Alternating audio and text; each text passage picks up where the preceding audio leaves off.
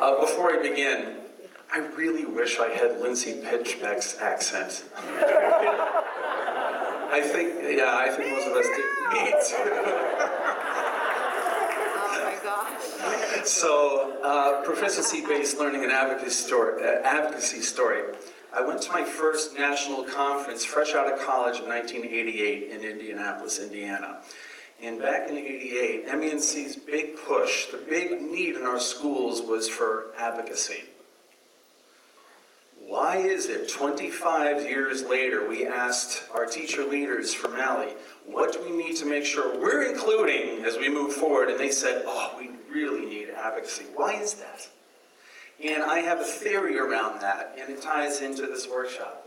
So we know our schools consist of these two circles. They're designed that way, they're built that way for a purpose. We know the academic agenda is very real, that's why we have teacher contracts.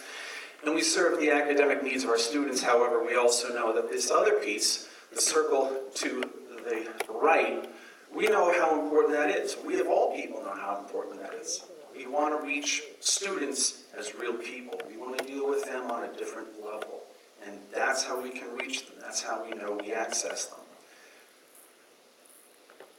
The problem is this: our public, our students, and our administrators largely perceive us as being in that circle, right along with athletics and clubs. Now, that's not to say we don't belong there. We totally do. There are before-school programs, after-school programs, evening programs that we provide for our students that are really important and arguably essential for all kids. So we're not talking about whether it should be there or not. The problem is that's where we are put by people who don't know what we do, right? That's their focus.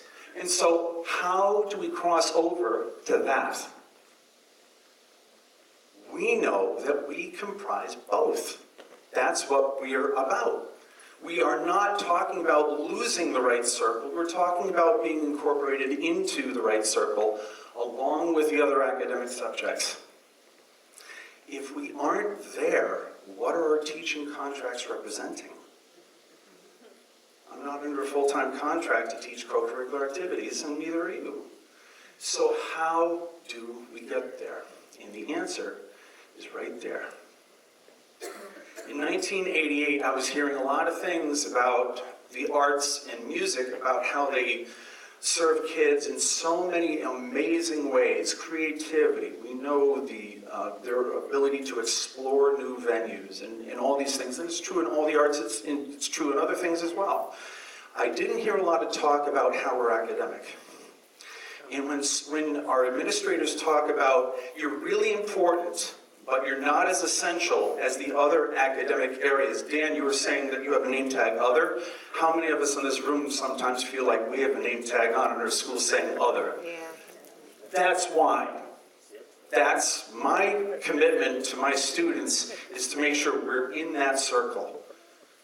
So, if that's going to be the case,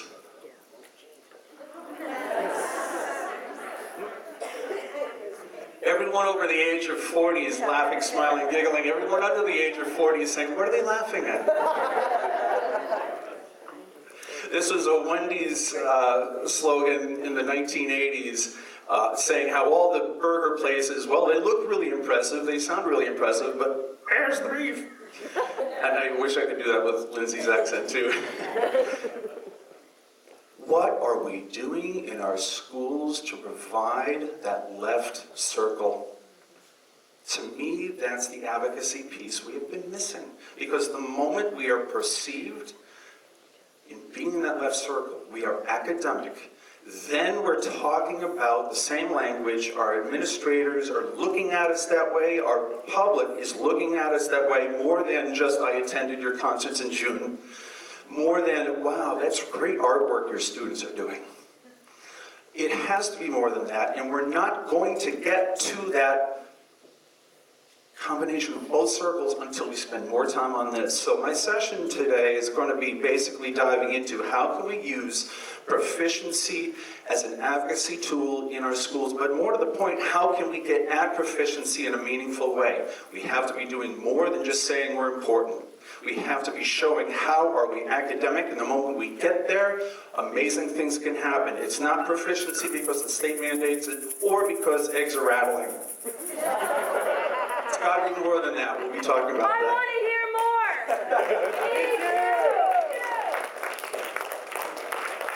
more. Me too.